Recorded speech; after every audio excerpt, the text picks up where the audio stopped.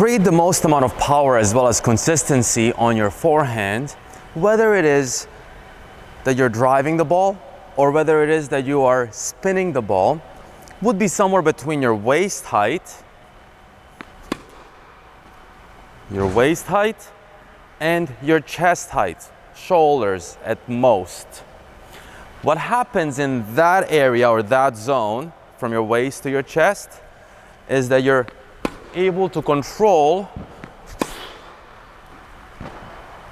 your swing. You have a lot more power. You have the power of your body. Your hips are driving your racket to contact. Any lower than your waist, what happens is that we have to create more spin, which slows the ball down. If the ball is at your knee height, you're having to pull the ball up. You're having, and you can hear that on my strings, that sound, because the ball is low. You're having to create a lifting feeling because the ball is low. And that takes longer. Ball slows down because now it's being pulled up over the net. Now, as I'm doing that, you can see that they're quite different shots. If a ball is low and around my knees or below my waist height, my racket travels steep, low to high. And as it does that, the result of it will also go back down. Now, my main focus when the ball is low is to lift the ball, whether I'm sideways or if I'm open stance, semi-open, depends on my movement a little bit. But just think of it when the ball is low and I'm pulling it up. See how my racket went down here, and that's completely okay. Now, when developing, we don't want to see many of these. These are shots that get created as a result of your movement or your opponent hitting a great shot. However, we don't want to use this on purpose necessarily, unless you're going for a really big angle and you're trying to create that opening by having more spin and opening up the court.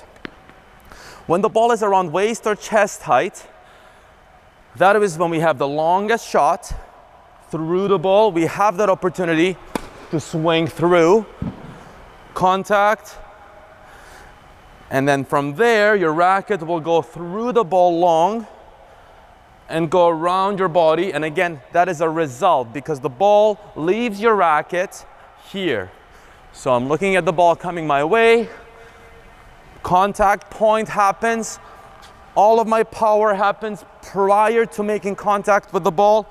And again, I could be semi-open, I could be stepping into the shot. If I'm stepping into it, I'm driving it more. If I'm more semi-open, I'm spinning it more.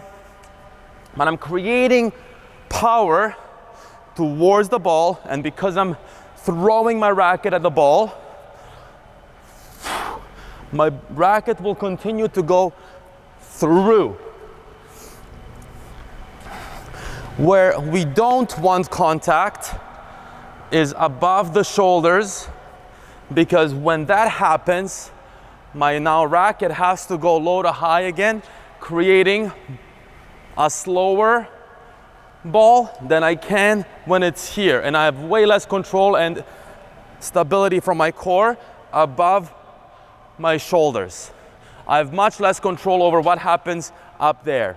That just means I didn't move forward or backwards enough if I ended up having it there.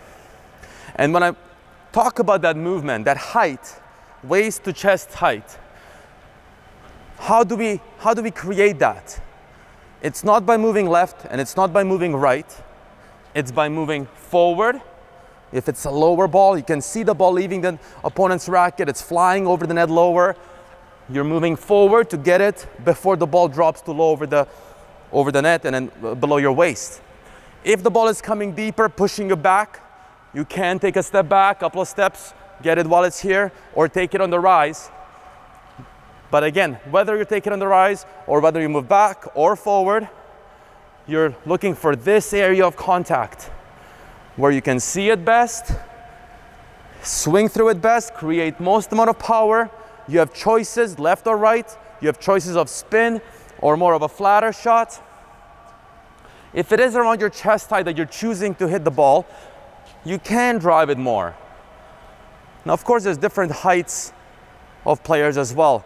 If you're short and you're 12 years old and about this high, then what's going to happen most often? You're going to be hitting a lot more topspin. Imagine playing tennis and being here on your knees.